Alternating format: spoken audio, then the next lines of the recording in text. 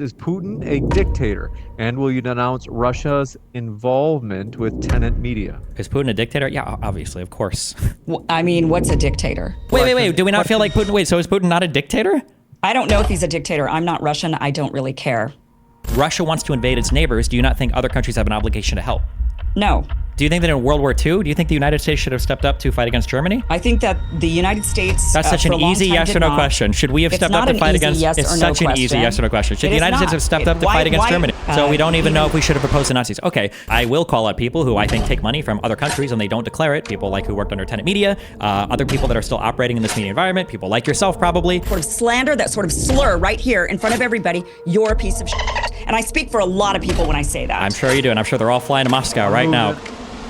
Yeah, I think that right now, I think one of the most important things in America, and I think for the world, is that we all kind of get back on the same page factually about stuff that's actually happened. So I think supporting Harris is important for a few key reasons. And I think the first one is that right now, the Conservative Party in the United States is completely and totally divorced from any type of factual reality. I think that the Democrats, whether you agree or disagree with their policies, are at least more in the real world than the Republicans are. If you want, you can look through the Dominion lawsuit against Fox News, where Fox News literally says over and over again, we're going to lie about the Dominion machines. They do lie about the Dominion machines. The reason why they do that is to keep up with the other false conservative media that's lying about the Dominion machines. And you can see this over and over and over again, whether it's all of the allegations of voter fraud, where Sidney Powell and Giuliani have said that they lied about it, whether it's Trump pushing voter fraud claims that he has been told over and over again are not true. I just think that the fact that conservatives are no longer based in reality is a huge threat to really the world, because it makes it so we can't live in the same reality, so we can't even discuss policies, and instead we're wasting all of our time debating conspiracies. And that's, I think, one really good reason to support the Democratic Party. On policies, I think supporting the Democratic Party or the Harris candidacy is also important, because Trump has no policies. Every time he opens his mouth, he just says some random crazy stuff. He's talking about a 10%, 20% tariff on all imports. I don't even know if he fully knows what a tariff is. At times where we're worried about things like inflation, the idea of adding like 10 or 20% of a price tag onto every single good that you buy is absolutely insane. I think that in terms of economic policy or in terms of domestic policy, I think that the Democrats are much more able to get real stuff done rather than just kind of like pander to an audience. For example, Trump ran on building the wall. He had 4 years to build the wall. He didn't build the wall. He had Republicans in both halves of Congress. There's really no excuse for his failures other than blaming the people around him, which I don't know why he wouldn't just do that again the next 4 years that he's in. Spoiler alert. He will do that again. You compare Donald Trump's, saying we're going to do something about China to Biden passing the CHIPS Act because he was able to actually be an effective leader and get Congress to legislate an actual bill. Or if you look at how the Democrats tried to tackle the border problem, where they had a bill and Trump shot it down because he wants to keep the border open for election season, I think it's clear that the Democrats win when it comes to actual policy. And I think Donald Trump as an individual is an abhorrent, amoral, un-American, unpatriotic, treasonous person who tried to weaponize the DOJ. He tried to create fake slates of electors in order to overturn the electoral vote. He basically chair-led violence on January 6th to try to pressure legislators to not certify the vote. And he tried to subvert the peaceful transfer of power, only leaving when, at multiple stops, there were other people inside of the administration that basically stopped his attempt to, take over power in the United States to prevent the actual outcome of the last election from coming to fruition. So I think that Harris is a very, very easy choice over Trump, basically no matter which way you look at it. But yeah, that's my argument. You got it. Thank you very much for that opening, Stephen. And folks, if it's your first time here at Modern Day Debate, don't forget to hit that subscribe button, as we have many more upcoming debates. And we're going to kick it over to Kim. Thanks for being with us, Kim. The floor is all yours for your opening as well. Thank you. The reason why you should not vote for Kamala Harris, I think the biggest reason why you should not, is to protect democracy, the very thing that Democrats claim they're constantly trying to protect. Meanwhile, Vice President Kamala Harris ran for president in 2020. She ended up having to drop out early from the race before the first primary vote because her candidacy did not generate any significant support among the Democratic electorate. There was a lack of enthusiasm. There was a lack of confidence in her leadership.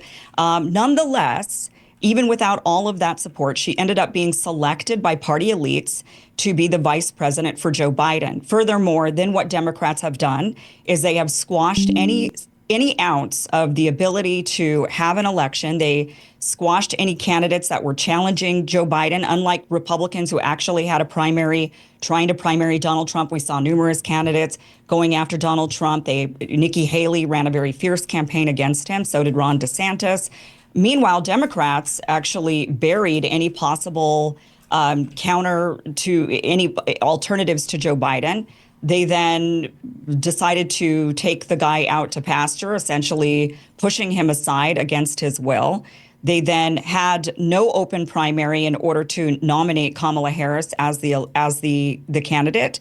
And they instead, once again, in the same very way that they made her the vice president candidate, is that the party elites from a very top-down structure without the support of the American people, without the support of their Democratic voters, decided to anoint Kamala Harris as the candidate. If you care about democracy, even if you like Kamala Harris, to support that type of anti-democratic behavior is signing off on this happening over and over and over again. To agree to this, maybe you like Kamala Harris today, maybe she is the person that you think you agree with her policies, but the fact that Democrats have done it in this very undemocratic way, you're paving the way for this sort of authoritarian top-down form of leadership that the next time the candidate that you don't like could end up being the one nominated. Although I will say that the vast majority of the voters do not like Kamala Harris, so she's not a particularly popular candidate. She has the lowest approval rating of any vice president ever in the history of this nation since polling has come out, with a net negative rating of -17. So, Kamala, if you care about democracy, if that's something that you genuinely want to preserve in this nation, then you cannot support the way that the Democratic Party has gone forward nominating their candidate. Thank you very much for that opening as well. Folks, want to let you know we're going to have roughly 1 hour and 45 minutes for tonight, so do get your questions for the Q&A in early. You can do that either tagging me in the live chat with @ModernDayDebate, or you can use the super chat that will push your question to the top of the list. We don't want insults toward the guests. We want sincere questions. Thank you very much. Floor is all yours, Destiny and Kim. Yeah, I guess the first thing is, do we agree that Donald Trump thought that Vice President Pence could choose him as the winner of the last election? I don't know what Donald Trump thought when it came to that. I think that there are some legalities with how our country runs that do allow for certain procedures. A lot of them are really wonky and they get into the weeds. So there is maybe a possibility that he thought something could happen, but okay. Are you aware that Trump and Eastman wanted Pence to break the law in Congress, the Electoral Count Act? They wanted him to break that law to choose Donald Trump to remain president. Once again, I'm not sure if that was breaking the law or if that was using an obscure procedural rule that would allow for something along those lines. That has been debated by experts. I am not an expert on that, but experts do debate that. To be clear, experts don't debate it. Are you aware that Eastman himself said on first pass... How do you know? Why do you say that experts don't debate that when they do debate because that? There are none. Find them and bring them to me and I will destroy all of them. No real expert. No, there are none. That there are any experts that debate whether or not there are some procedural rules that would allow for certain things to happen during those procedures. You don't think that there's any expert out there that was arguing that? Because I heard numerous experts saying that there was this, obscure rule that would allow something like that to happen. Maybe from other countries, but not from the United States. No. There were no serious experts arguing this. That's why Eastman himself said that if it went to the Supreme Court, he said they'd probably lose 7-2, and then he said they'd probably lose 9-0. 7-2. So 2 of the Supreme Court justices, do you not think that they know the laws of this country? Eastman was asked on first pass, do you think that they would win in the Supreme Court? And he said, we would probably lose 7-2. And then he admitted they would lose 9-0. But actually, we don't know because it never went to the Supreme Court. But had it, maybe it would lose 7-2. I'm not saying it would have won, but the fact that there maybe would have been 2 or 3 justices that would have ruled in favor show that there is an obscure rule that potentially could have been used that Trump thought that would be possible. If you're the progenitor, if you're the originator of the idea, and even you think that you would lose in the Supreme Court, but maybe 2 people will side with you, that doesn't seem like an idea that's hotly contested by experts. Experts clearly, if 2 of them would agree to it, then maybe you wouldn't win, but it still doesn't mean that the rule isn't worth challenging. There's plenty of cases that lose in the Supreme Court. It doesn't make them not worth challenging. Do you think it would be in line with American democracy for the president to tell the vice president to ignore the will of the voters and choose who the next president is going to be? I think that if the will of the voters was ignored by the electoral process and if the vote was rigged, then yes, absolutely, it would be the responsibility of the president of the United States to actually put that forward to protect democracy in this country. Depends on how you look at it. If it were Donald Trump who subverted the election and Kamala Harris actually wins, and you believe in your mind, or you know for sure that she actually won, wouldn't you want them to challenge that? Wouldn't you want them to try to do whatever they could to preserve democracy? The only reason you're against it is because of the person. And you've got to look deeper than that. It's got to be about the actual process, not the person. Donald Trump might not be your guy or my guy, but nonetheless, the process needs to be protected. Yes, I agree with that. You already said that you don't know the process, so I don't know why you're appealing to the process. Donald Trump did try to challenge the election with 64 different court cases. He won one of them in an inconsequential Pennsylvania case that didn't really impact much of the vote at all. He lost the other 63. He was shot down in the Supreme Court a number of times, and he was shot down when he tried to present false evidence to state legislatures a number of times. Everywhere that he tried the process, he lost, and that ended up with him begging Pence to basically just choose him as the winner of the election. At what point can we not say this is probably anti-democratic? How is that anti-democratic? He went through the process. If you challenge things in court and you lose in court, that's still using the process. Just because you lost doesn't mean that you're doing anything illegal. It was illegal to break the ECA. He lost in the courts. That's why he told Pence, I need you to break the law and choose me to be president. That was the process. He went through the courts and he lost. He didn't like the result. And then he asked Pence to choose him to be the winner of the election. This is anti-democratic. I believe that is part of the, if that's part of the process, that's part of the process. Was it part of the process when they had people forge in 7 different states that they were the electors and that they wanted to vote for Trump? Again, there are a lot of rules with the process. In fact, when the Democrats were upset that Donald Trump had won in 2016, they pursued similar tactics. Can you name a single state where they had a false slate of electors made without the approval of the state legislature?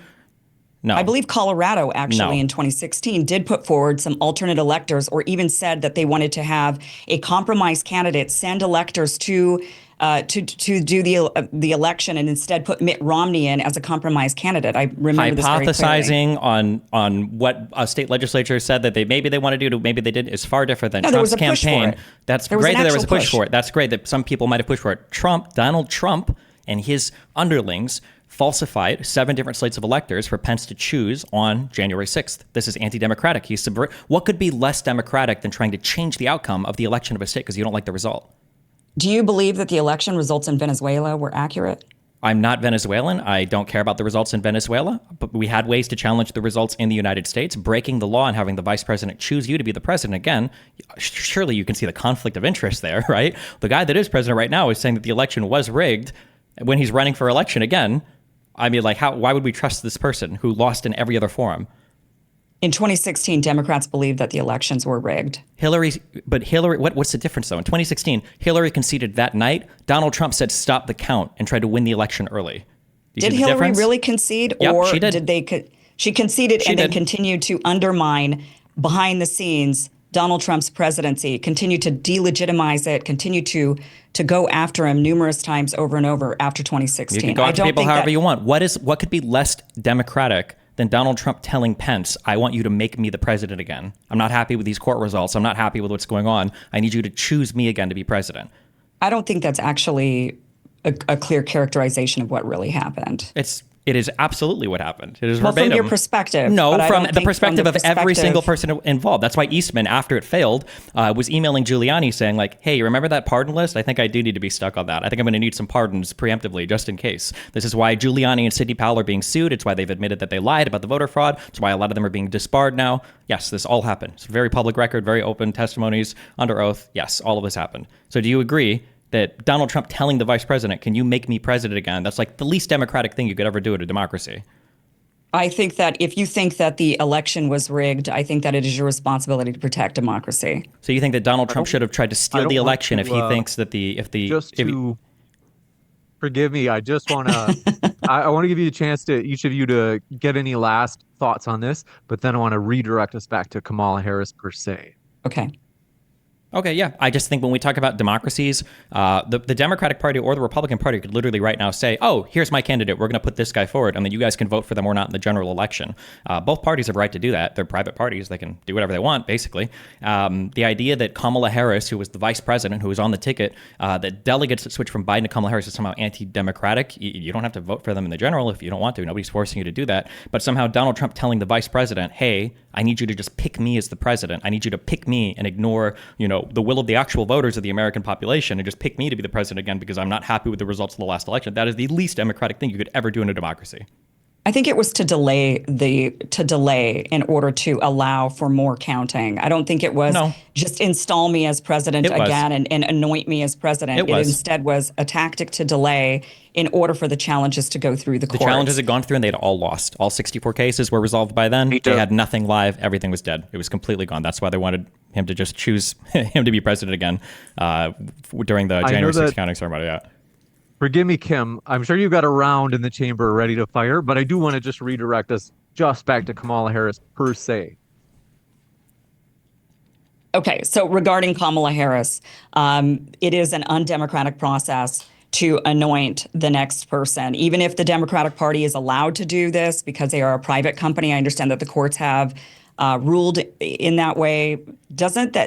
Shouldn't that bother you? If you are somebody who actually wants to protect democracy, it doesn't matter if these are private companies, if these are private corporations. They're supposed to be championing and standing for democracy. And in fact, that is something that the Democratic Party claims that they are holding the torch for, is democracy. Yet what they do is they completely undermine the voters. Kamala Harris has the lowest rating ever of any vice president in the history of this country.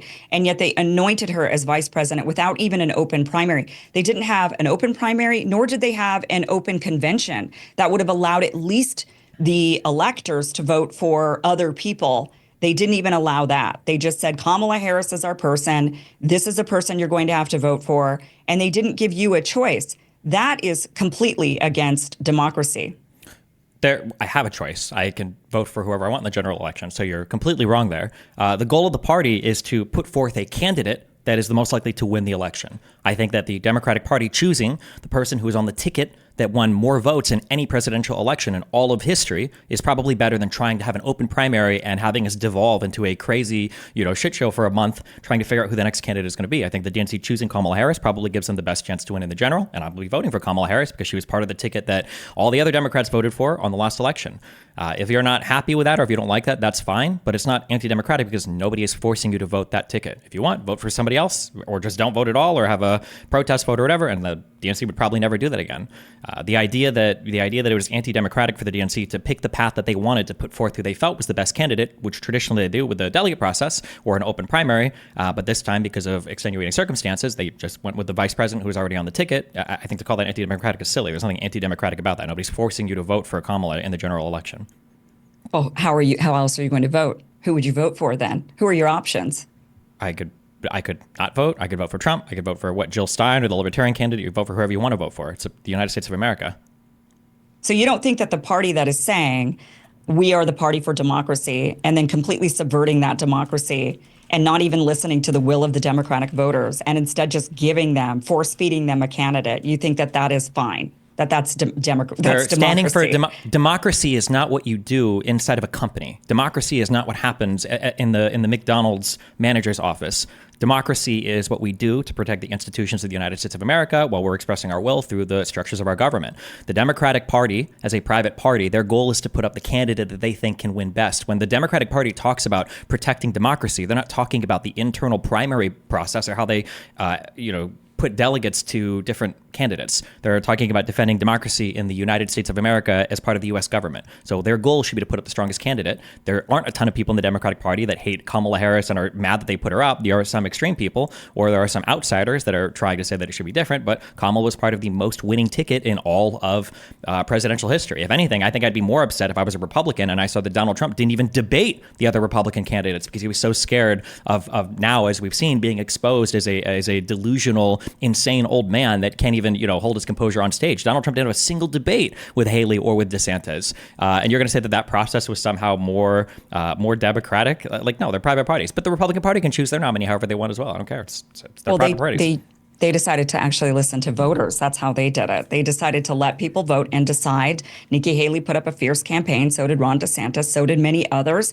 And ultimately, the voters decided that they didn't care to hear a debate between Donald Trump or Ron DeSantis or Donald Trump and Nikki Haley.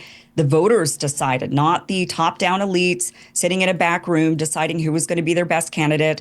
They didn't really want Donald Trump. There was a lot of internal chatter inside of the Republican Party not really wanting Donald Trump, but ultimately they did allow the voters to decide. So you're saying that in order to protect democracy, so you're saying in order to protect democracy, it is totally fine to not allow the democratic process with the people in order to protect democracy. So then what in your mind is democracy? It's not how private parties put forth their candidate. What's democracy? Democracy is a very broad idea that expresses different forms of government that usually involve some form of the population voting. And in the United States, what would they vote on? We could vote on a presidential candidate. We could vote on legislators and lawmakers. We could vote on city council people. We could do direct referendums to vote for policies. I mean, so is it a democracy if, let's say, both parties just decide that they're going to nominate the same exact candidate and we're all going to have one choice? And they have the freedom to do that because they're both corporate private entities. So let's say they decide that they're both going to put forward their person, and that's who we get to choose, and there's nobody else on the ticket. Is it democracy just because we do get to go through the process of casting the vote for the one person that's available to us? Is that democracy? Other people could run for president. Nobody's forcing you to vote for that candidate. You could do write-ins. You could vote for another person. You don't have to vote for who the two major parties nominate. You understand that how private companies do things it has nothing to do with democracy, right? Like the DNC could say, we're going to do a survey across the United States of America, and we're going to make the tallest person in America our candidate. That would have no impact on our democracy. I imagine a lot of people would be upset. I probably just wouldn't vote for the Democratic ticket, and I'm sure another party would arise. If we believe in free market capitalism and freedom and all that, I'm sure another party would come up and they would offer a better candidate. That has no impact on our democracy. Nobody's forcing me to put this person in government. This is just the candidate they're putting up. And again, I don't think we disagree. Kamala Harris was part of the ticket that got more votes than any other presidential ticket in the entire history of the United States. So why would I want them to do an open primary with a month to go and then have the entire party descend into chaos? Would that be more democratic to allow a whole bunch of people to come in and a whole bunch of crazy stuff to happen? Would we be more unified in 1 month afterwards? No, I think the DNC made the correct choice. The majority of the Democratic voters seem to think that they made the right choice. The fact that the Republican Party is currently in free fall, I think means that most people think the Democratic Party made the right choice. So yeah, I think it was a good choice. And if you don't like it, just don't vote for him. There's no impact on our democracy. This is the most bizarre argument. I'll let you have that one because ultimately, I think you just argued against yourself. This is not, you just described anti-democratic processes and trying to claim that it's democracy. I don't even know how to go with that. When a supervisor tells an employee that they need to clock out because they're going to get overtime, is that anti-democratic? Companies are not democracies. They can be. You have the right to leave your job. I agree with you. I agree with what you just said. Companies are not democracies. Okay, the RNC and the DNC are private companies. That's all they are. And I agree with you. They're not democracies. They're private companies that should not be running as private companies, especially when one of them in particular champions itself as the torch bearer for democracy. So what, we should pass laws in Congress that make the parties part of our Constitution, or we imbue them in law somehow? Like, what does that even mean? I think that there should be some laws that say that these political parties, if they are going to be political parties putting forth political candidates, that they do have to operate on the basis of democracy, that they should not be operating on the basis of being a private company, that even if they are private corporations, they are still participating in a certain marketplace, the marketplace of democracy, and they need to follow democratic processes in order to participate in that marketplace. Otherwise, start a different company, be a different type of corporation, sell a product. If you want to do that, that's fine. But like, we would have to change the entire process. Like, primaries aren't even really. Yes, absolutely. Do you think that a primary is even that democratic? How many people vote in the primaries? What, like 10 or 11 million people? What's democratic about people campaigning for Iowa and New Hampshire because they just arbitrarily happen to be the first two states, that are casting the votes? What's democratic about a caucus, right? A bunch of people standing around and raising their hand and doing, A's and Nays. Like, come on, or I's and A's. Like, no. The idea that the primary process is some holy vanguard of democracy is silly. When it historically, over 100 years ago, I don't think parties had primaries for candidates. They literally just put a candidate forward, and we were closer in time then to our founding fathers than we are now. So this idea that we're less democratic because of how the these are private companies. They can put forth candidates however they want. If you don't like it, don't vote for it. So, okay. I mean, it's if you're going to participate in a democracy, this is kind of like the argument about when certain companies don't want to give services to certain groups of people. They don't like gays, for example, so they don't want to sell services to gays. What the Supreme Court decides is if you're going to have an open business to the public, you have to serve the public. That is, you can't just decide just because you're a private company that you're going to do things your way. There are certain rules to the game. There's got to be rules to the democratic game. If you're going to participate and make a corporation that's going to be participating in the marketplace of democracy, then you need to be democratic in the way that you operate. You can close your primaries to only those who are registered voters, but you should be but typically what they're supposed to be doing and what we think they're supposed to do, but of course the legalities are a little bit different, is they are supposed to have primaries in each state or caucuses, and people are allowed, if they're especially registered for those parties, to vote in those primaries. Of course, the state doesn't really have to do that. They can, I mean, the parties don't really have to do that. They can, as you mentioned, they are private companies, but just because they can get away with these types of things does not mean that we should allow it or condone it in any way or say this is fine, we're okay with it. We should never be okay with the lack of democracy. When you say we should never be okay with it, so then for the wait, real quick, for the 150 years or whatever that this country didn't have primaries, then were we not a democracy then? We just became a democracy like a few decades ago or whatever? Like what this argument is nonsense. Primaries have nothing to do with whether or not you are a democracy. How you serve the public has nothing to do with whether or not a company is a democracy. Like this argument is disconnected at every single level. A party can put forth the candidate however they want. Yeah. On this particular topic, I want to give Kim the last word. And then I do want to examine, someone in the chat said, hey, we really want to hear what you guys both think on Kamala and the economy particularly. Go ahead, Kim. Okay. I don't know what democracy is then. If democracy doesn't involve grassroots people voting for what they want to vote for, getting the candidates in that they want to represent them, getting the policies in that they want to represent them, that to me is democracy. And I think that's the definition to most people. So to say that, well, it doesn't really matter, the democracy is you have the right to vote. You could just vote for, you could write somebody in who you know will never, ever win. And they've just anointed a person is completely antithetical to democracy. I want to jump into this. Kamala, would Harris be a benefit for the economy? Would this be, maybe the economy would just be sustained, in other words, maintained at where it is, or would it become worse? What do you guys think? I think that it's hard to predict what a Trump economy would look like because Trump has given basically no policy positions whatsoever. Even though Kamala is a bit to the left of me, I trust her on the economy more because I think that Democrats tend to hold their own accountable. I think that Democrats tend to put a little bit more restraint if a candidate suggests something crazy, but Republicans are completely and totally unable to hold Trump accountable because the entire party is obsessed with Donald Trump. So if Donald Trump says something insane, like he wants to put 10 or 20% tariffs on every import in the world, the entire Republican Party is absolutely silent on it because nobody can say anything to counteract anything he says because, so Donald Trump is going to try to bully them out of office and turn them into a rhino and destroy their career. So I definitely trust the Democrats more on economic policy right now because Donald Trump is insane. I don't even know if he knows what a tariff is, and I haven't heard anything very compelling from Donald Trump when it comes to economic policy. I think we just look at where we are right now as an economy. We're just definitely worse off. We have much higher inflation. Under Biden, it has reached a peak of 9%. Under Donald Trump, I believe that the average inflation was about 1.8, so it's a lot lower. We look at unemployment and jobs. We can't.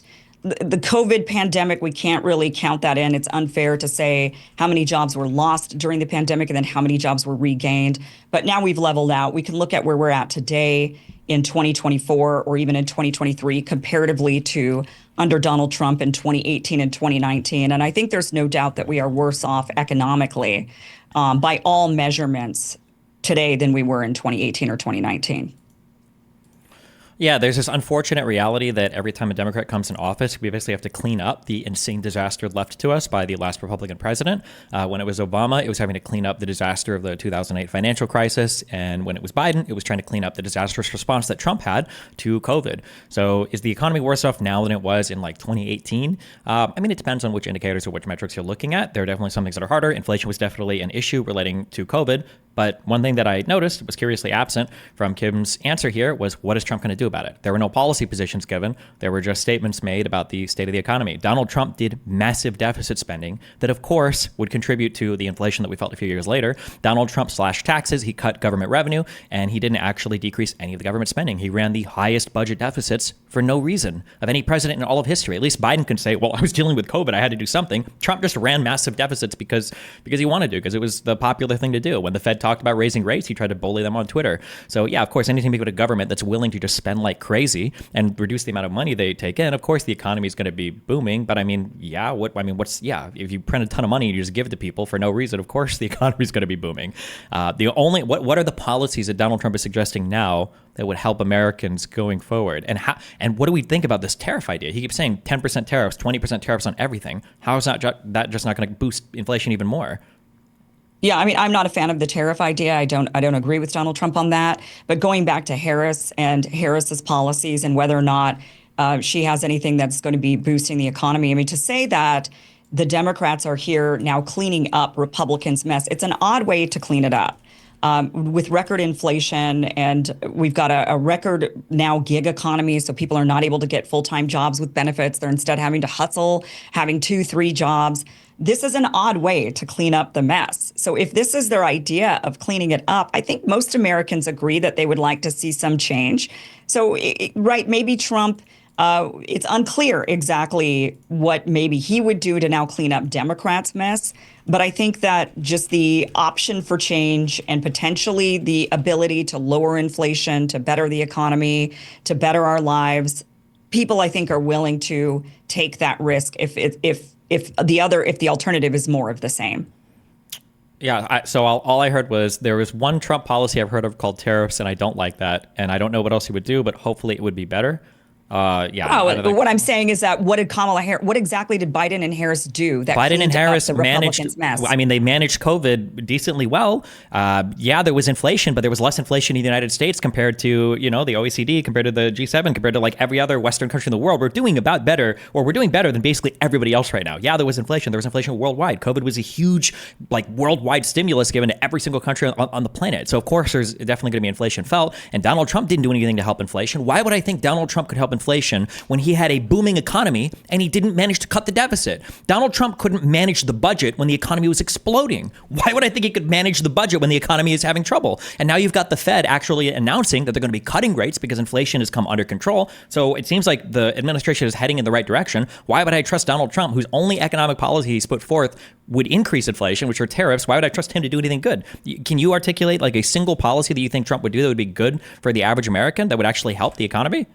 Well, I could tell you what he wouldn't have done that Democrats did do that actually crushed our economy, that actually crushed the economies around the world during COVID in particular, and that was government shutdowns. That was Democrats with their Democratic governors, and that they were taking directives from top down, closing the economy. Of course, when you close the economy, you're going to end up with a lot of ramifications that are going to be very damaging to an economy. And that is not something that any Republican or Donald Trump advocated for. So I could tell you that, yes, the world economy, everything was very bad. Under Biden, things have been bad with COVID. I don't know exactly what you think they did to clean up COVID or to help during that crisis, when actually all of the decisions, in particular lockdowns, have led to massive disaster. Who do you think was the president during the majority of the lockdowns?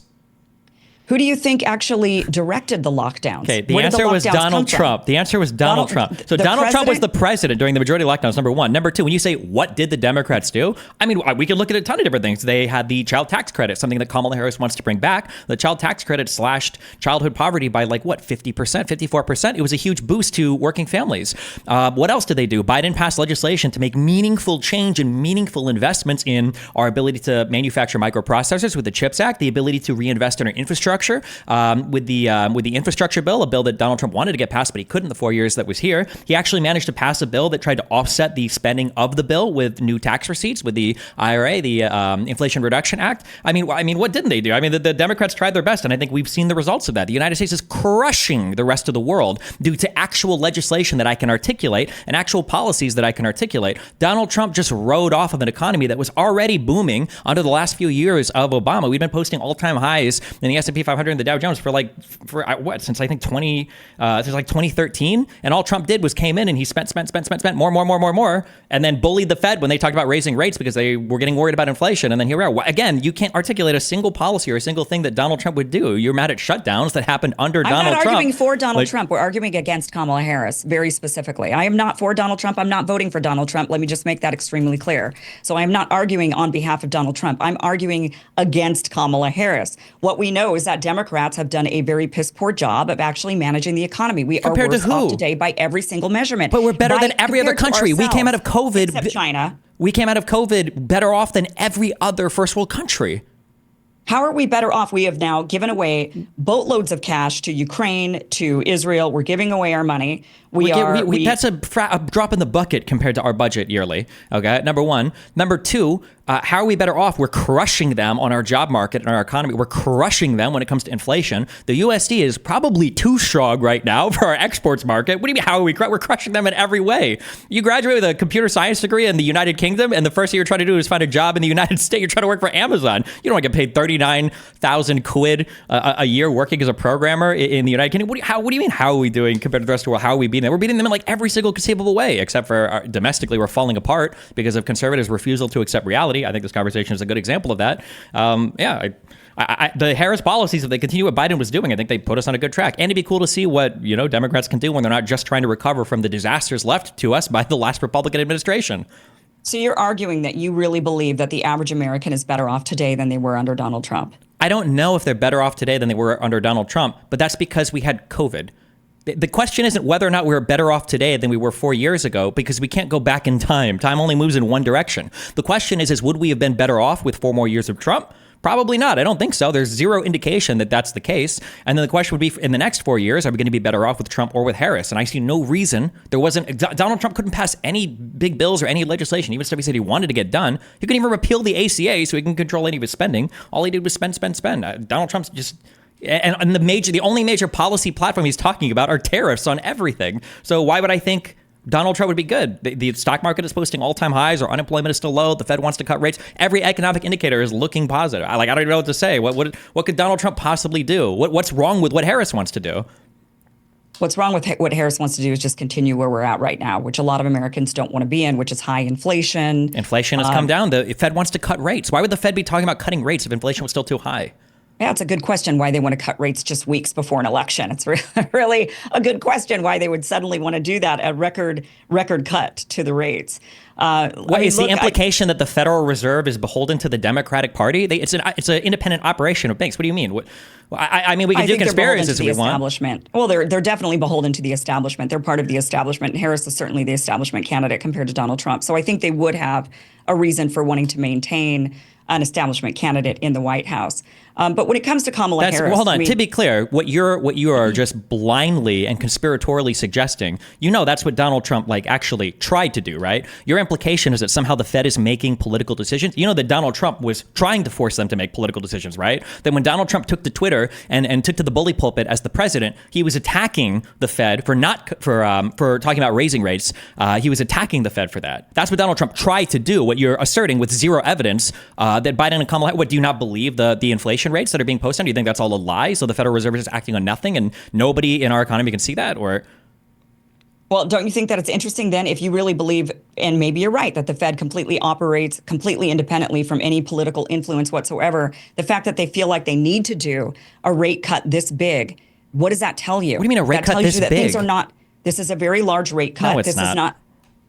This is a large rate cut. They don't do just half a point out of nowhere. They usually do a quarter of a point, not a half a point. That's actually quite a large rate cut. No. For them to be doing that right now shows that they believe the economy is in dire straits under Joe Biden and Kamala Harris, that they have to take drastic measures in order to correct it. No. Hold on. I'm so sorry. Why are they doing it? Wait. What do you think? What are the two things that the Federal Reserve try to manage? Why don't you tell me? Okay. So you don't know. Okay. The Federal Reserve tries to balance unemployment and they try to balance inflation. Okay, these are the two indicators that the Federal Reserve looks at to determine how they should set rates. If inflation is getting really, really, really low, then the Federal Reserve is going to cut rates because we should have some amount of inflation to keep the economy healthy and moving. That's how the Federal Reserve makes decisions. And then it also looks at unemployment. If unemployment is getting too high, then they might cut rates as well. It just depends. Like these are the two things. But balancing out unemployment and inflation are the two. That's the mission statement of the Federal Reserve. How could you accuse the Federal Reserve of acting in a politically partisan way if you don't even know what the mission of the Federal Reserve is? You're just saying random things. I'm dropping that accusation. I'm asking you, why did they do the rate cut? Because they feel like inflation has come down significantly. So they want to boost it back up? Yes.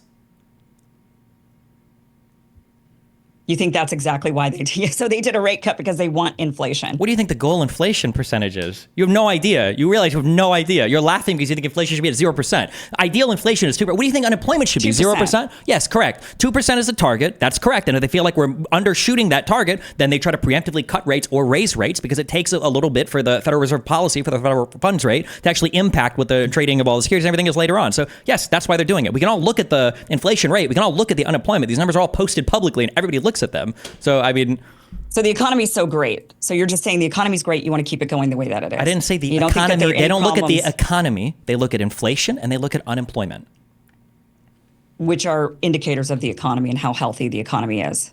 They could be. They might not be. It just depends. They are two indicators, but the goal of the Federal Reserve is not to make the economy good or make the economy bad. The two indicators that they look at are inflation and unemployment. Those are the two things that they're, yeah. But you're arguing that you think that the economy under Kamala Harris and Joe Biden right now is great and that we should just continue on and that Americans are going to be fine. I'll give you a chance to respond, Stephen, but then I do want to jump into a new topic because we're going to go into Q&A about 15 minutes or so. Sure. Yes, I think obviously I can I've articulated policy. I've articulated economic positions. I've articulated how the economy has rebounded under COVID. I've articulated that the United States is ahead of the rest of the OECD.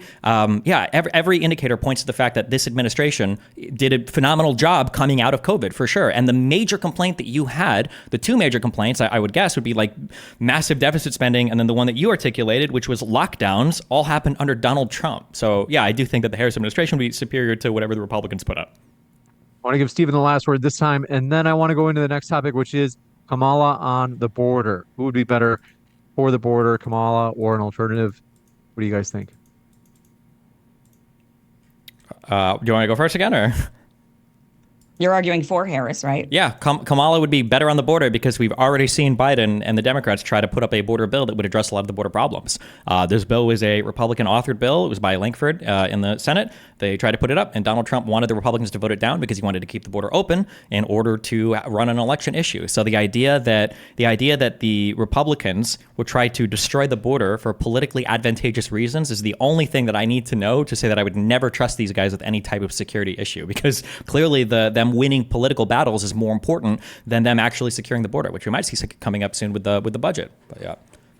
They've had 4 years. So even if there is some interference that happens closer to an election, they've had 4 years to do something about the border. But instead, their policies have led to a massive wave of people coming through the border, and they have laughed it off. They have shrugged off border issues since Donald Trump was elected in 2016. They claimed it was a conspiracy theory. They chose to do nothing about it. And now it has gotten so bad that they've realized that their own rhetoric, their own policies have led to a severe crisis that even they can no longer ignore.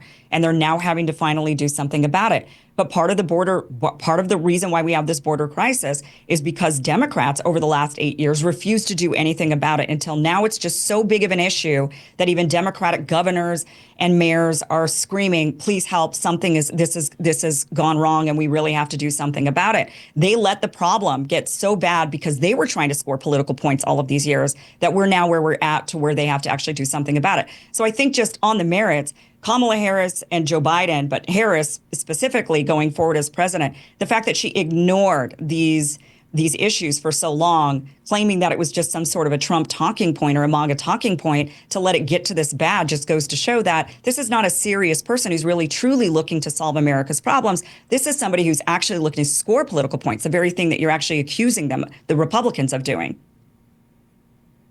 I mean, we had 4 years of Donald Trump. Where is our immigration bill? Where's our border bill? Where's the wall? Trump did nothing. He had both houses of Congress, and Trump did absolutely nothing about the border.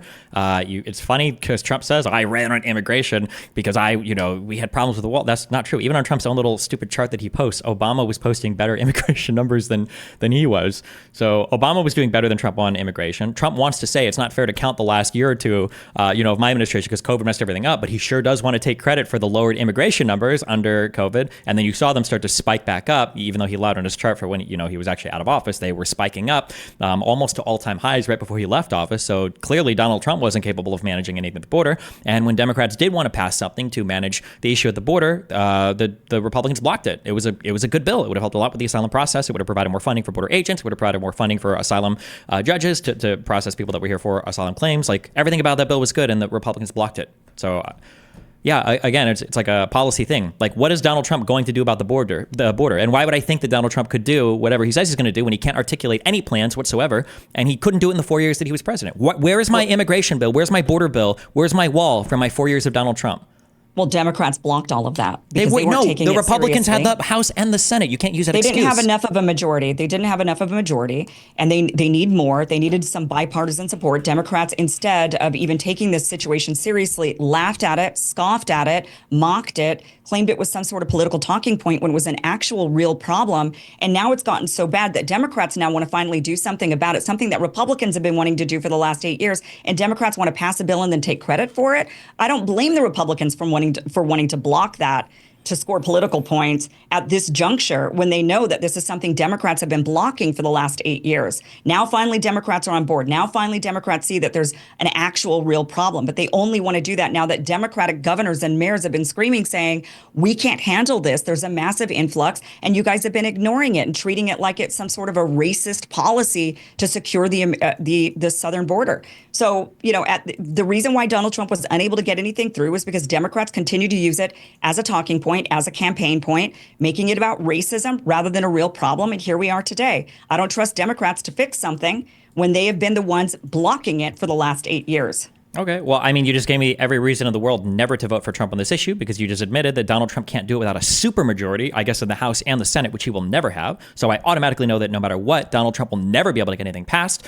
And so then I have to look at Harris and I have to look at Biden. And when Biden and Harris were supporting this bill, they actually did have support in the House and the Senate. The only reason that it wasn't passed is because Donald Trump, the cancer rotting our country, came in from the outside and said, don't pass this bill. I need to be able to talk about Haitians eating dogs and whatever other nonsense I want to make up in order to actually be able to win the next election. So it seems like there was a bill under the Democrats that was ready to pass with support from the legislature. It just didn't because of Donald Trump. And under Donald Trump, there were no bills because Donald Trump can't make deals with anybody. And the fact that he needs a supermajority in both houses of Congress to pass anything is a bigger indictment against his leadership than probably anything I could have said on my own. Well, I think that you just made the same exact argument, but against the Democrats, because if Democrats, if a few Democrats, a handful of Democrats, the need for a supermajority is what blocked Republicans, how pathetic is it that one man was able to stop Democrats? This might be an opportunity to go. Yeah, sure. It wasn't one. It was one man telling all the lawmakers not to vote for the. Yeah, it is an issue. Got a lot of power there. I guess he's sitting there wielding his power against the Democrats that can't get anything done because of Donald Trump. True. Cults are very powerful. Their leaders, they wield a lot of power. That is how dictators work. Yes. This might be a good opportunity. One last topic: Harris on crime. What are your thoughts?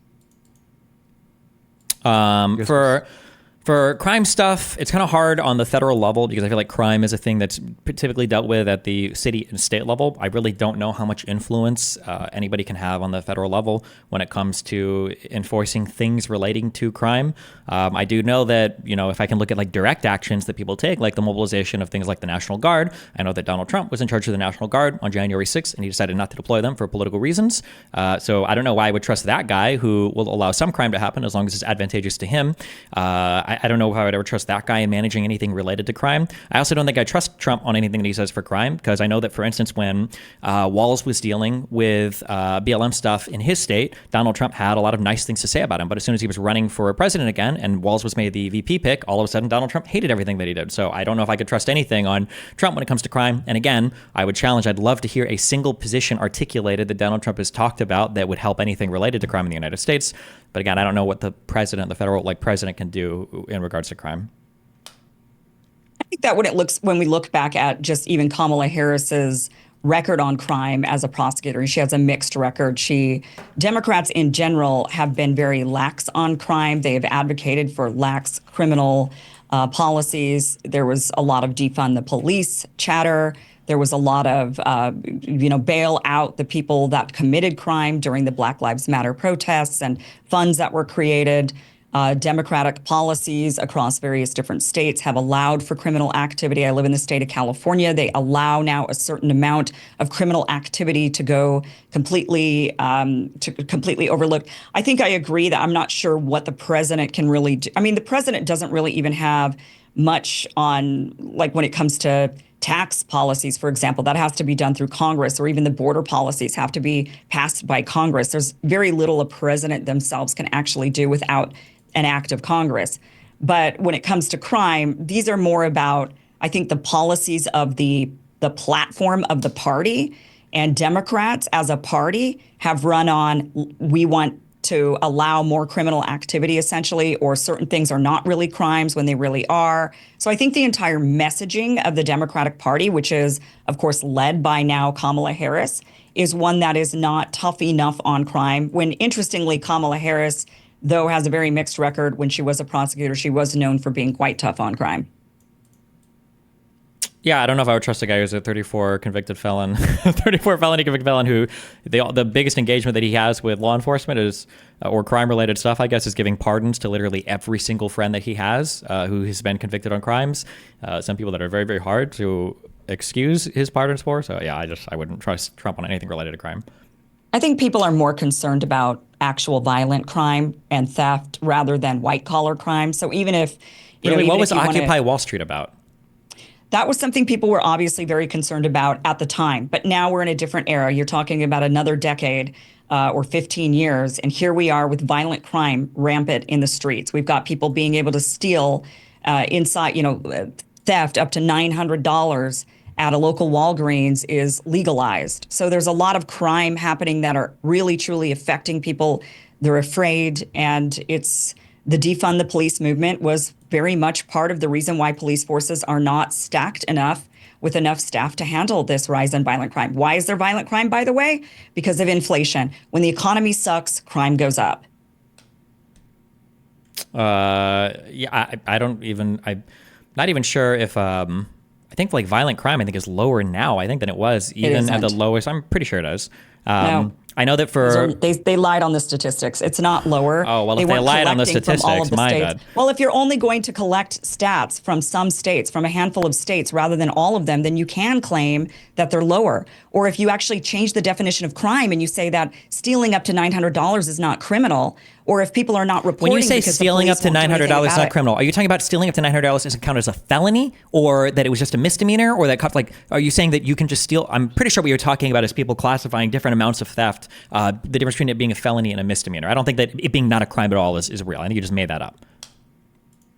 You can look it up. Here in California, you can steal up to a certain amount, and you're not going to if you call the cops, they're not going to show up. So it doesn't matter what These are two different things, right? Like calling the cops and them not showing up or not having enough people to, Why aren't there enough cops? I don't know why there aren't enough workers for anything right now. What do you mean?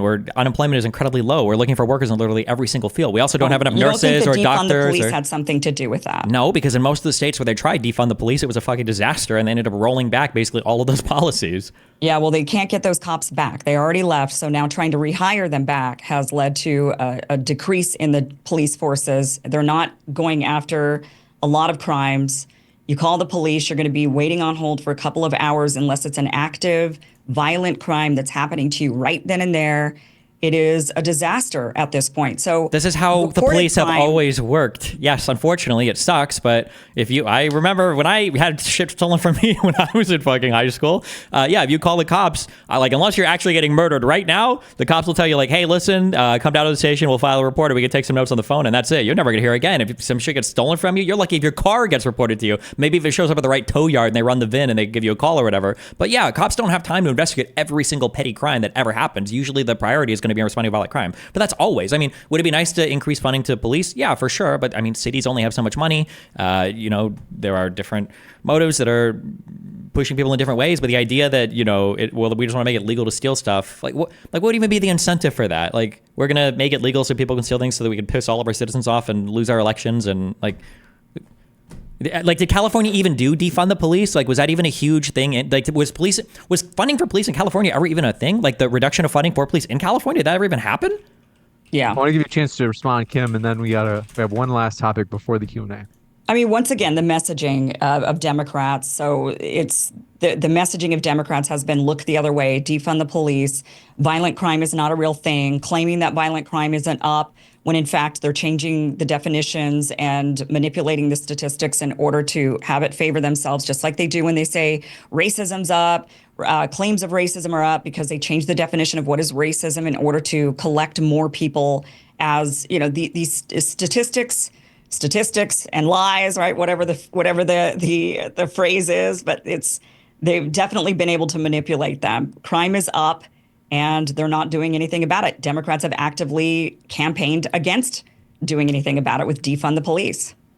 So most of the stats that I see for violent crime show that violent crime is down now, even compared to where it was under the Trump administration. But I guess we're changing some definitions. I do think it's interesting looking at a Pew Research poll that shows that Republicans are far more concerned with crime than Democrats are, which is interesting to me because I would imagine most of the big cities where the crime is occurring are where Democrats live. So I don't know if it's just Republicans that are, sitting in suburbia watching TV that think that violent crime is this huge issue that they're not even experiencing. That's interesting to me that in 2024, 68% of Republicans think that crime should be a top priority, as opposed to 47% of Democrats that are probably more likely to live in cities or big crime areas. So kind of makes me think that it's just a talking point coming from the radio that people aren't actually engaging in reality with, at least for the Republican side here. But again, that was my central concern at the very beginning. This might be a good opportunity to jump into the Q&A. One question coming in from Otto is, from Ukraine, don't you guys think it is impressive that you guys started realizing the scale of Russian influence only now? You are 15 years too late. This might be also an issue in terms of Kamala on foreign policy, but I'll give you each a chance to respond to this. Yeah, Russian intrusion is obviously a huge problem in our country. It has been for 10 years. But again, conservatives are literally brain broken on this topic and they cannot engage with it whatsoever. And they would rather screech and scream about the hook-nosed guy running AIPAC than they would about actual people in other countries that are trying to destroy the United States and our ability to have any kind of discourse here. You've seen it with bots that are spread like crazy across Twitter. You've seen it recently with the indictments that came out over Tenet Media. You saw it with the Mueller indictments for the Internet Research Agency and all of the other social media accounts that he exposed. We've seen it over and over and over and over again. But again, as soon as you bring up Russia, people's minds on the conservative side immediately, break in half. Yeah, we spent about $32 million on that Mueller investigation that didn't actually result in any sort of Russian interference or meddling in our elections. They instead uncovered people that maybe weren't exactly honest to Congress. So there was some obstruction of justice or lying under oath that they ended up getting people for. But we really haven't actually gone and found this massive Russian interference in our elections.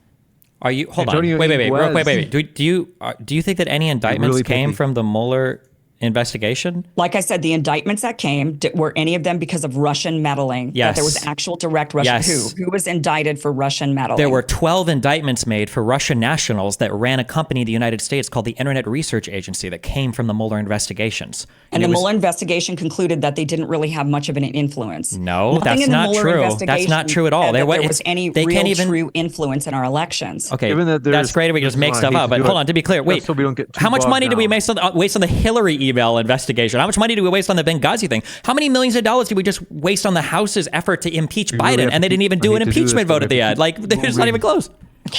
This one from Richie Constitution says, Destiny, why do you always talk about Trump? I thought this debate was about Harris. Because it's a two-person election. You're voting for the Democrats or the Republicans. So it's not a two-person election. I want to make that very clear. I am not voting for either Harris or Trump. There are other people running. What other conservative candidate would you support? They don't have to I'm not a conservative, Destiny. I'm voting for Jill Stein. You're voting for, okay. I think that if you support Donald Trump, yes, I think you should vote for Jill Stein. That is an option, true. Antonio Inguez, thanks for your question, said, Kim, do you believe the 2020 election warrants terminating the Constitution? If so, please explain how that is not a threat to democracy. If not, why support the candidate who said that? Well, for one, again, I don't support the candidate who said that. I'm not sure if the candidate actually said that or if that's an exaggeration of a position. Of course, I do not believe that the Constitution needs to be terminated, should be terminated. There are disputes that happen every single day at the Supreme Court. The Constitution is debated and it is refined to this day through court rulings. So, take it to the courts. And that's what Donald Trump did. And that's fine with me. Anybody could take it to the courts. Sommer, thanks for your question. Said, how would you grade each major candidate on their foreign policy? Strong or weak points of each? I suppose we'll just cover Harris. If that's so. I suppose if you want to cover Stein, that works. But we'll at least cover Harris. You want Steve me and to I go? will- Is this a question for me? This is for both of you. So if you'd like to go first, you're more than welcome to. Jill Stein has excellent foreign policy. I think she's right on practically all of the foreign policy points that we have.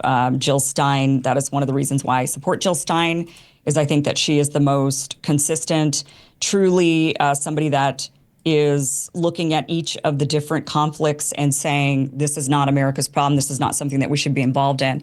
Kamala Harris has very much a Hillary Clinton foreign policy. She actually deviates even from Barack Obama, who had more of an anti-interventionist. In fact, if you really wanted to compare it, Donald Trump has a slightly more Barack Obama foreign policy than Kamala Harris does. Harris takes a stronger stance, and she's more in line with Hillary Clinton. So if you like what Hillary Clinton has done, if you think that she did an excellent job with foreign policy, then Kamala Harris, I suppose you would think that she's got excellent policy points. Real quick, what's one good, what is a Jill Stein foreign policy point? Ending the genocide in Gaza. How? By stopping support of Israel. Israel is reliant on our support in order to continue doing what they're doing.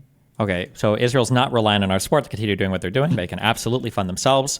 I think that one of the biggest red herrings for basically somebody who is a paid foreign asset or somebody who just knows nothing about foreign policy is usually when they talk about peace a lot in their foreign policy plan. Peace is a meaningless word. Nobody wants peace. People want justice. It's very easy if somebody's invading your village and wants to take over your entire country or take over your entire city to say, oh, well, let's just be peaceful and lay down our arms and let them take over everything and steal our economy and lead our country and dictate to us what we ought to do. Nobody wants peace. People want justice. They want to feel like something is happening that is satisfying the desires that they have as a nation, as a country, as they are entitled to in the world. So when Jill Stein says things like, I want to defund our military by like 75%, when she's saying things like, I want to delete over 700 U.S. foreign military bases, when she's saying things like, I want to end all of our involvement in every single conflict ever, what she's actually saying is, I want to create more room on the planet to make the world multipolar. I want Russia to be deciding how Russia-Ukraine ends. I don't want the United States to have any involvement there. I want China to be signing deals between Saudi Arabia and Iran. I don't want the United States to be involved there. I want all of our foreign adversaries to be the ones that are dictating policy to the rest of the world. Because remember, just because the United States steps back from a leadership position doesn't mean nobody else is going to take their place, which is exactly what everybody that says peace, peace, peace, like Jill Stein, wants to happen. They want other countries to be those leaders and not the United States, for whatever reason. Any pithy rejoinders, Tim, and then we'll go to the next question. Why should the United States be controlling the entire world? We don't even have the majority of the population. So when we go to talk about democracy, why should this nation that has 330 million be controlling a planet of 8 billion people, first of all? Secondly, we shouldn't have anything to do with these conflicts. They're not our conflicts. These are not our fights. If Israel can continue to fund itself, great. Why does my money need to go to their fight then, if that's the case? Then you should be advocating to stop sending support to Israel if they could take care of themselves. Why are we wasting my dollars? Because I think the United States is probably the most moral country right now to head the world hegemony. I think that Europe has seen an unprecedented era of peace under United States leadership. What would be a country that would be better than the United States to take point on that? Is it going to be Russia, who wants to invade and rape all of their neighboring countries? Is it going to be China, who is abusing the entire continent of Africa and doesn't even give their own population the ability to vote in free and fair elections? What other country besides the United States would be best at the helm of the world? Speaking of Russia, this might be a good opportunity. Go ahead. Ray Vol says, question for both debaters, is Putin a dictator? And will you denounce Russia's involvement with tenant media? Is Putin a dictator? Yeah, obviously, of course. I mean, what's a dictator?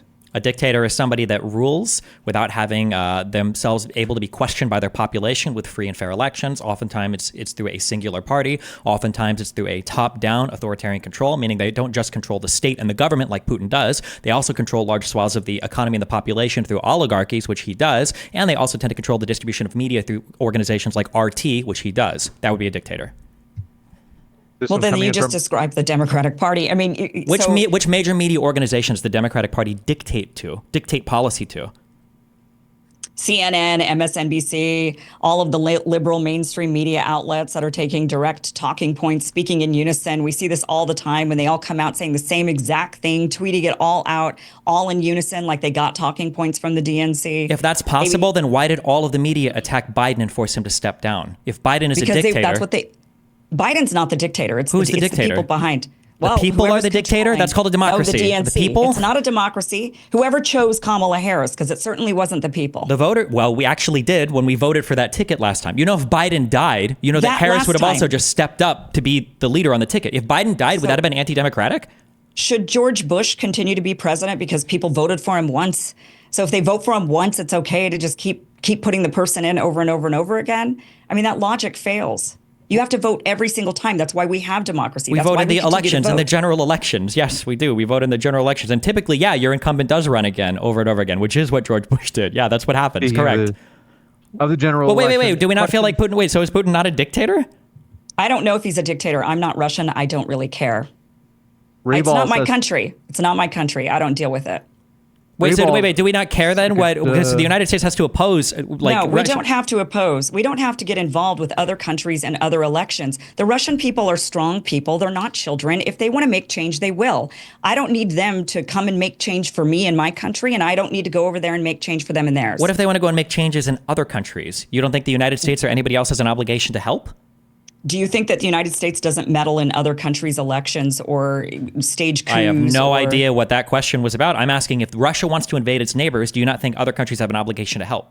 No, we don't have an obligation to help. If a country can't defend its own borders, then we can help. It's not an obligation.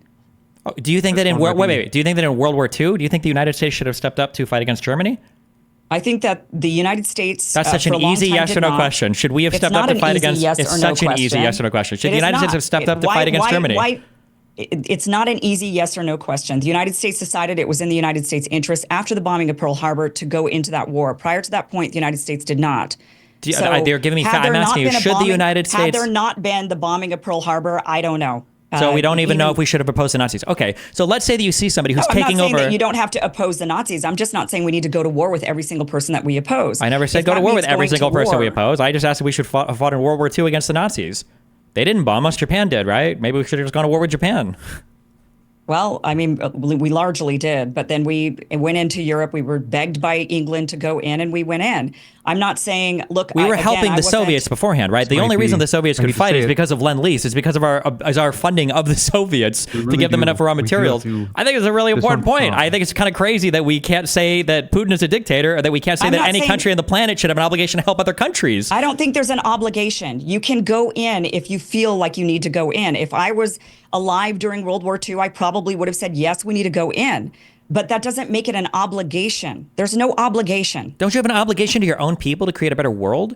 Yes, you have an obligation to your own country, your own people. So let's pretend for an instance. Let's say for 1 second. Let's say we don't have a child's view of foreign policy. What if a country was invading Mexico to the south, and the country was called the Kill All People country, and we saw them about to invade Mexico? Wouldn't it behoove us to help Mexico to resist the invasion of the Kill All People country before they're on our border? It would probably be in our best interest because Mexico's on our border. So we wouldn't want them coming into a nation that's on our border. So yes, that would be something that we would probably want to do. But again, it's not an obligation. I hate to do this. Rayball has another question. They say, for both, please explain Trump's platform for the 2024 election. I'm not sure. Well, he has a concept of a platform. I think we know that much. Yeah, I mean, I don't know. I don't pay much attention to Trump's platform because I'm not voting for Donald Trump. Gavin Lockhart says, Destiny, what are your thoughts on the Kamala Harris FBI prosecuting the, am I saying this right, Uruhu movement for having Zoom meetings with a Russian? Because that seems completely undemocratic and anti-speech. Can you pronounce it again, or what was this question? Yeah. Uruhu, U-H-U-R-U. UHURU. Oh, the I, Uruhus. So what Thank was you. the question about the Uruhus? They say, Destiny, what are your thoughts on the Kamala Harris FBI prosecuting the Yuruhus movement for having Zoom meetings with a Russian? Because that seems completely undemocratic and anti-free speech. I don't know anything about that particular issue, so I wouldn't be able to speak on it. The Uruhus were charged with it's similar to sort of what's gone on with Tenet Media a little bit, where they were accused of being Russian assets, essentially funded by Russia. They went to court. It was the Biden administration that went after them. They went to court and they actually just won their court case. They are found to not be Russian assets at all. Got it. This one coming in from, do appreciate it. Chase Hatchet says, okay, you got that one. Sommer, thanks very much, says to both. There's a movement in the far right now with figures like Fuentes, Gariepi, Destiny's buddy, that are disavowing Trump since he's tamer / not pushing as hard on MAGA issues. Curious to get your opinions on that as left-leaning people. I mean, if you court crazy racist people, you're obviously going to get crazy racist people as part of your movement. It's not surprising at all to me. I mean, I don't know what else to say. I don't know anything about these people enough to make any sort of characterization about them. Otto says, I wonder if Kim knows that in other democratic countries, parties just introduce their candidates without having primaries. I don't compare ourselves to other countries. I would like to see a democracy in my country, and that's what I advocate for. This one from George. Also, it seems Connolly like, says, so for this Aruhu group, so they were convicted of conspiring with a Russian agent. They were acquitted on one charge and they were convicted of another. So they didn't beat everything, right? I'm not 100% certain. I believe that they beat their case. Okay, they were handed a mixed verdict. You sounded very certain, but it sounds like they were actually convicted of conspiring with Russian agents, but they were acquitted of the more serious charge, which would have been acting as agents of a foreign government. So I'm guessing this is a type of FAR violation, but it wasn't the worst type of FAR violation. But. Yeah, so they had some contact with Russians. Well, no, it doesn't sound like they just had some contact with Russians. I don't think there's a federal charge for just having contact with Russians. There was probably federal charges, though, relating to conspiring with foreign agents and not making a declaration of that to FARA, which is the law of the United States. Folks, we won't be able to take any more questions, so do appreciate your questions, but we want to wrap up by a decent time. So for sure, please, no more questions. George Connolly, it was, I think, a little bit late to the party. They seem to think, Kim, that you're for Trump. So they say, is Kamala, or for Kim, is Kamala becoming the nominee more or less democratic than Trump's electoral plot and attempted insurrection? I think you'd probably disavow. So Richie Constitution says, Destiny, I don't want to speak for you, though. I want to give you a chance if you'd like. I just don't. I think that whatever the procedure was that Trump was attempting after the 2020 election, going through the courts is the proper procedure. If there are other constitutional procedures that he was using in order to challenge that, I think that's completely fair. So I think it's fair for an American to challenge an election. To be clear, Trump wasn't just challenging the election. He was trying to break the law because he lost all of his election challenges. But this one from Jonathan Gendler says, Kim, there weren't presidential primaries before 1912, before 1976. You did not always need them to win them for the party's nomination. And say, go ahead. Yeah, the country hasn't always been perfect. We've had a lot of dark moments in our history that have been highly anti-democratic. For example, slavery, or saying that blacks were 2/5 of a person. So we have evolved. We've become more democratic. We should be becoming more and more democratic as time goes on, as we become a more enlightened people. You got it. Space Miner says, considering an ever-increasing nanny state backed by police powers, what would the enforcement powers of police look like under either opponent? I think they mean, in this case, Harris or Jill Stein. what is the question? Yeah, I'm not really sure. Good question. They say, considering an ever-increasing nanny state backed by police power, what would the enforcement of these powers look like, whether it be from Harris or from Stein? I don't know which powers they're referring to exactly. The executive. I would say, in my conversations with Jill Stein, she's very much against the surveillance state and this labeling of misinformation. So I would just think that under Harris, we've seen a definite, under Democrats in general, a ramping up of these ideas of surveillance and misinformation and flagging people and tagging people. So I would say that there would be a ramping up of that. I think. I'm not really sure what the question was. That's my best answer. You got it. I think that fits it. Tip 35 says, Kim, thanks for coming on. Can you explain what the three, let's see, I don't know what that. Dan Shire says, for both, can you articulate any specific Biden-Harris policies that were detrimental to our economy? Biden-Harris policies detrimental to the economy. The advocating for lockdowns was the biggest detrimental Advocating for something, I don't think it's a policy. Yeah, they were advocating. And they happened under Donald Trump, so. Well, Democrats were advocating for them. They wanted the lockdowns. It was, again, probably a political We're not talking about Democrats. point. It was Harris and Biden. Well, Harris and Biden are the heads of the party, and they were directing the people that were in positions of power. Not only that, but Biden did do Harris and Biden are not the which heads of the party. definitely affected the. Not They true. are. You don't think that the president is the head of the party? No. Who's the head of the party? It would be the chair of the DNC or the chair of the RNC. Remember, if the president was the head of the party, then who would have... You already admitted this when you said that Biden was made to step down by the actual party heads, right? So even you don't agree with this. The powers that were behind Biden. Yeah, he's supposed to be the party head. That is the way it's supposed to be set up, but they clearly have mechanisms to undermine that. Okay, which so is then fine. clearly he's not the head of the party, and when the lockdowns were happening, Biden wasn't president, so he definitely wasn't the head of the party then, even if we do say the president's head of the party, so yeah. Also, Okay. does the Green Party even have open primaries? Or I'm not sure. Hold on. If primaries are like one of the most important ideas of a democracy to you now, which for some reason is incredibly important, I don't even know. I don't think they have open primaries, and that's a state by state thing. Anyway. I think they all. No, it's not state by state. It's a private Yes, organization. it is. An open primary is state by state. No, primaries can be held however you want them to be. No, it's state by state. No. Each state decides. Each No, they party don't. decides within each state No, they how they're don't. going to do their primaries. That is not some true. States you have to register for the party in order to vote in that party. Some states allow you to vote in the primaries without registering. That's an open primary.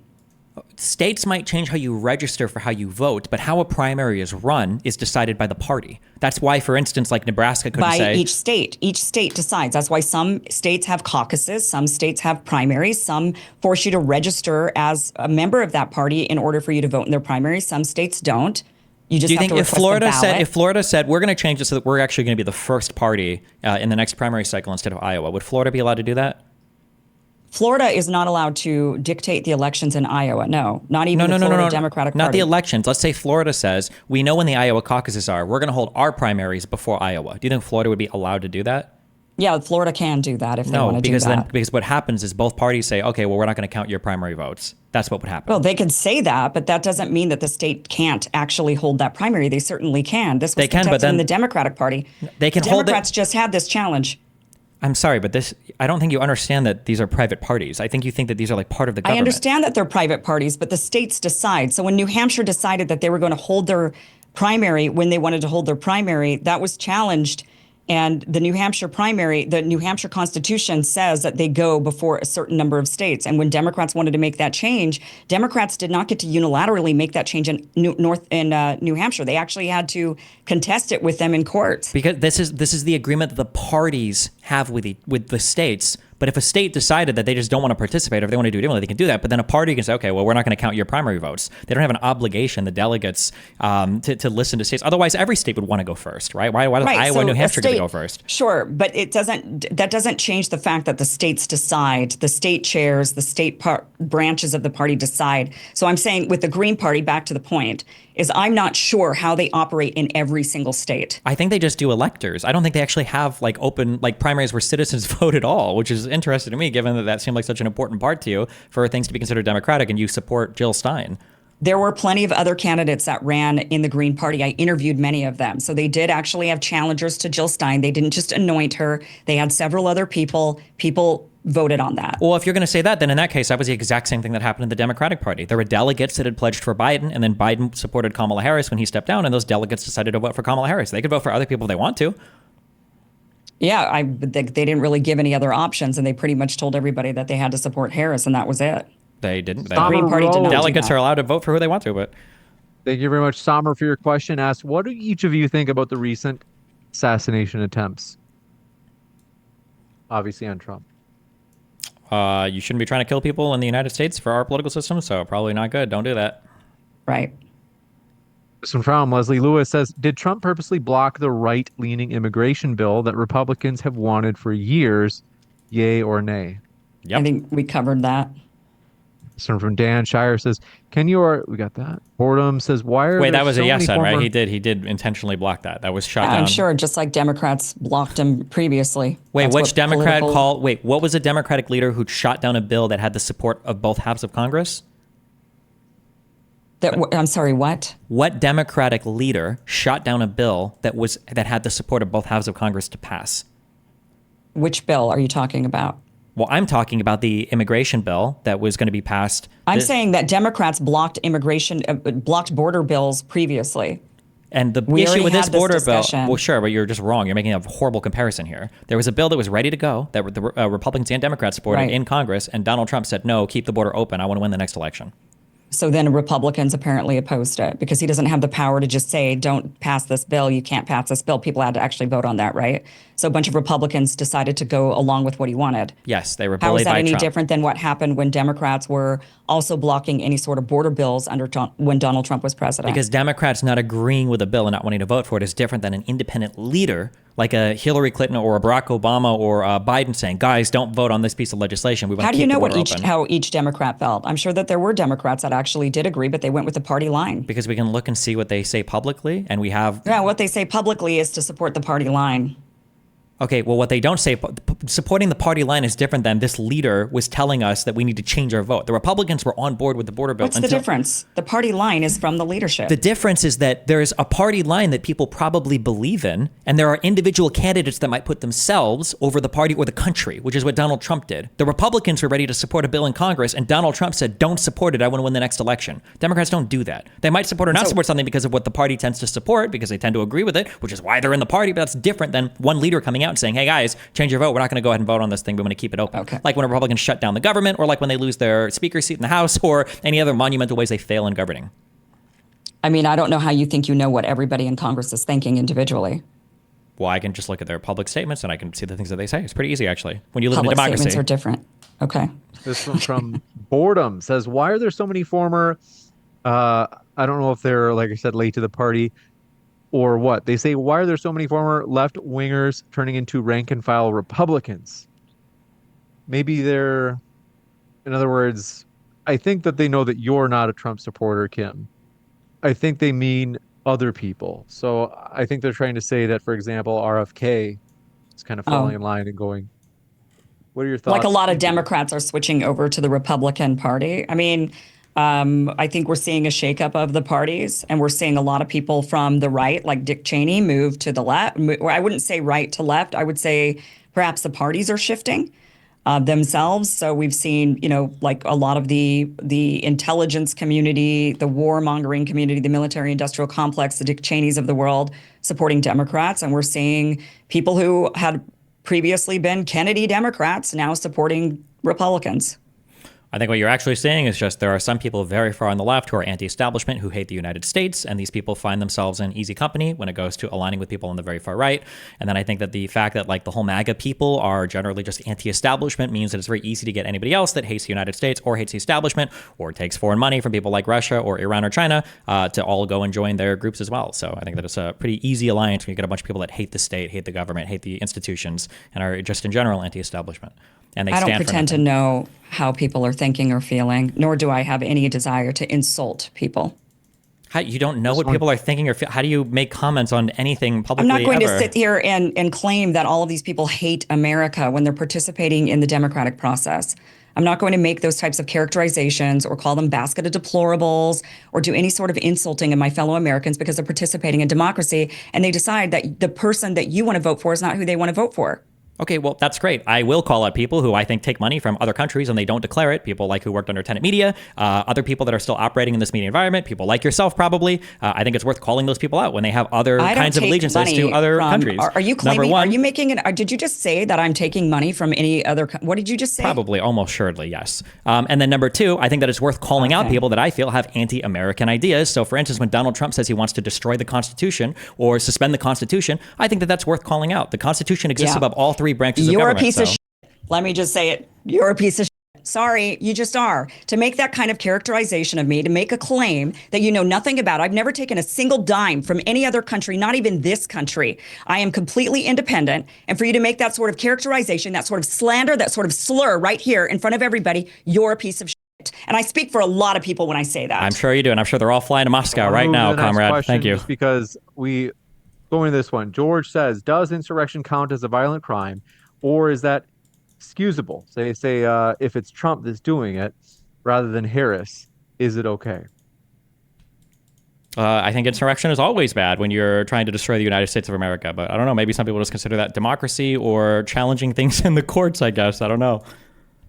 I think it's perfectly fair to challenge elections. If that's what people want to do, people can challenge elections. This one from I Killed Earl. Say, for Kim, how have Biden and Kamala's border policies been a failure when they've removed 4.4 million illegal immigrants, while Trump removed 1.5 million, according to MPI? They say Well, first the of all, US. we've had a lot more people coming through the border at this point than when Donald Trump was president. A lot of it had to do with the entire globe shutting down and immigration just being low and migration being low around the entire globe during a certain period of time. But I think it's rhetoric. And that is one of the points that a lot of people who are very much against Donald Trump, they don't like his rhetoric. Well, rhetoric is what Democrats were using when they were basically saying that border crises were not really crisis, that this was just some sort of a made up racist talking point or political point, and they were ignoring the border. So even if they are now scrambling to do something about it, it doesn't make up for the fact that they undermined the issue for a very long time. Yeah, the undermining of the issue happened when Donald Trump told them not to pass a piece of legislation that would have helped with the border. Donald Trump undermined that more than any other person. There's a reason why Obama, and Piers loves to say this every time somebody on his program, why Barack Obama was called the deporter-in-chief. The problem with the border crises is that a lot of them are made up by Republicans. That's why Donald Trump humiliated himself on stage when he was screaming like a senile old man about watching Haitians eating dogs on TV, and he had no actual response to claims that were basically fabricated in front of a city council by a neo-Nazi on YouTube. This from Oni Chan says, Destiny, seriously, why are my tax dollars going towards a genocide instead of improving our infrastructure? It's not one or the other. Biden, thankfully, can fund our foreign interests, and he can do legislation to improve our infrastructure at the exact same time. we can walk and chew gum at the same time.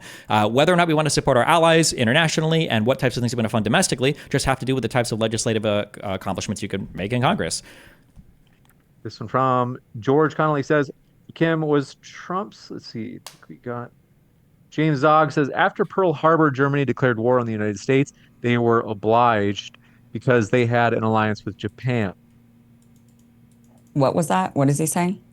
They had said, after Pearl Harbor, Germany declared war on the United States. They were obliged. Oh, I see.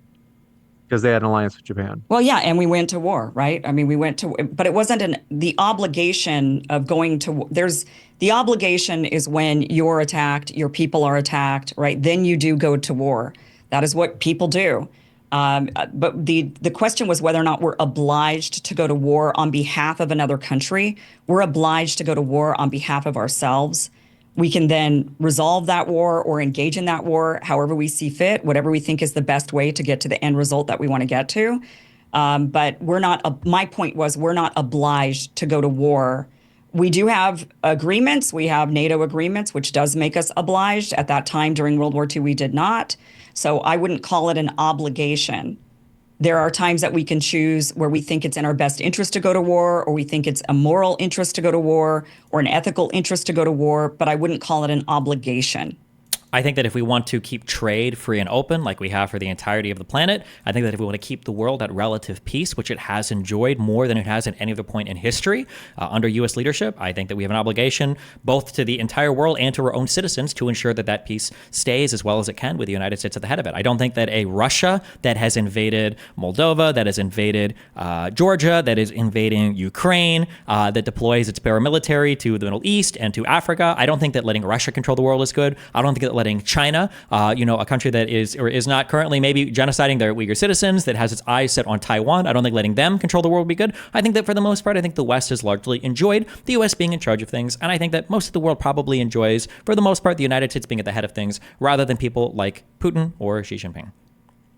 This one from Pondering Politics and George Connolly have basically the exact same question, coincidentally. They had asked, for Kim, they say, was Trump's electoral plot and attempted insurrection more or less democratic than the DNC replacing Biden with Kamala in particular? I don't believe January 6th was an insurrection attempt by Donald Trump. Maybe there were people inside of J6 that, you could maybe make an argument that there were some sinister individuals who were involved in that, but I don't think that there was some top-down directive that came from Donald Trump or anyone in the Republican Party. And as far as how can you say that when you said earlier you don't know anything about what happened? You said over and over again you weren't sure. I know enough to know that from the investigations that there was no directive that they found coming from the top down. That's literally he's under indictment right now by the federal government, by Jack Smith. How can we say that we know? Just to hear the rest from Kim. Go ahead, Kim. Yeah, there was no directive coming down from the top. There's no evidence of this whatsoever. They can make any charge that they want. They could charge you with anything that they want, Destiny. You can fight that in court. Trump will not be he will not be convicted of an insurrection, of plotting an insurrection where there's no plans or plots that were there. So, individuals behaving however individuals behave is completely different than coming from the top. So I don't think that I don't think there was an insurrection coming from the top. Yeah, I think it was pretty obvious that there was. I think that there was a plan in place the entire time to have Donald Trump subvert the peaceful transfer of power. I think he followed that up by goading everybody on the January 6th. When people say stop the steal, when they say we need Mike Pence to do the right thing, he's talking about stopping the steal of the election because he wants to remain president. When he's talking about Mike Pence doing the right thing, he's talking about Mike Pence choosing him to be president. When he tells people we're going to march down Pennsylvania Avenue and we're going to give them the strength that they need to do the right thing, he's talking about them objecting to the certification of the election, using intimidation and violence if they have to do it. And they were successful to some extent. They managed to delay the certification of the vote. But unfortunately, there were too many proud, strong men, most of whom were Republicans, people like Barr, people like Pence, other lawmakers and other bureaucrats inside the White House that managed to stop and thwart Donald Trump's plot to insurrect and coup the government. You make a lot of assumptions about what a person's thinking inside of their mind when they haven't actually said anything. That is. What do you think Donald Trump hasn't said that I don't know? Well, he never said go down there and stop them and do all. He said we're going to go down there and peacefully protest. That's what he actually said. You then want to put something else in his mind and in his mouth, just like you do for all of your fellow Americans. He said stop the steal. What does stop the steal mean? They believed that the election was stolen. Okay, that is something that is fine for a person to believe. Okay, and if you think the election was stolen, and if you think the election is stolen, and you send a ton of people down to the Capitol building where they're certifying protest. Why would you peacefully protest a stolen election? That's what he said. No, he didn't say. He said, "I know you're going to go peacefully protest." Down there and we're going to peacefully protest. He didn't say that. No, you're putting words in his mouth. He never said that quote. That you just invented that quote. Then you tell me the words that he said when he said, "Go down there and violently take it." No, he said we need to fight like hell. You need to fight like hell, or you're going to lose your country. He said we need to give these weak Republicans, something to fight for. We need to give them a backbone. We need to help the strong ones. They're going to help us. He made these statements over, and I can read you 20 statements that he made. It was an hour speech. Destiny, you make things up. Well, he's the one under federal indictment. What people are thinking. You make things up about what people are saying. You're making it up. I haven't made up a single thing. You just made up a quote from land. What fantasy land? You need to focus on facts. I am focusing on facts. I do focus on what people say. You're the one that you didn't even know what the legal theories were that you were purporting earlier. People that support RFK Jr. are just hateful. They hate the country. Yeah, a lot of them do. America. They do. Absolutely. 1,000,000%. Look, you're just making stuff up. What am I making up? You haven't said a single thing I'm making up. Tip 35 says, this is our last one. Thanks for I got to tell you, folks, we really do appreciate our speakers. It's been a true pleasure. We've got one last question, but I do want to remind you, they are linked both in the description box and in the title. You can click right there on the hyperlink in the title. And they're also linked in the podcast, as this debate will be on the podcast within 24 hours. You can find our guest links in the description box. Even if you disagree with them, folks, there's so much value to going to the original source, going and hearing it straight from the person. So highly encourage you. Check out both Kim and Steven's links. Tip 35 says, Kim, can you think of a nation with a better form of government than the United States? If not, then isn't America one of the best nations to lead the world? Yes, the United States is the best country on earth, and there is no other country with a better system than ours. And that is why we have to protect it, and we have to strengthen it, and we have to constantly work on our democracy. Otherwise, we can easily lose it. We cannot take it for granted. We have to understand that our system is delicate, that it is to be cherished, and it has to be protected. And that means democracy must be protected at all costs. And I do believe that America is the greatest country on earth, and we have the best system on earth. Thank you very much. Folks, want to say thanks so much for tuning in. Click on Kim's and Steven's links. Hear it straight from them yourself. Want to say thank you very much, Steve and Kim. It's been a true pleasure to have you tonight. Thank you very much. I'll be back in a moment, folks. So stick around. I'll have a post-credit scene about upcoming debates. Be right back. Thank you both very much. It's been a true pleasure to have you tonight. Yeah, thanks a lot. I'll talk to you later. Thank you. Have a good night. Okay, well, that was cringe. She's going to be hella mad about that one for a while. Oof.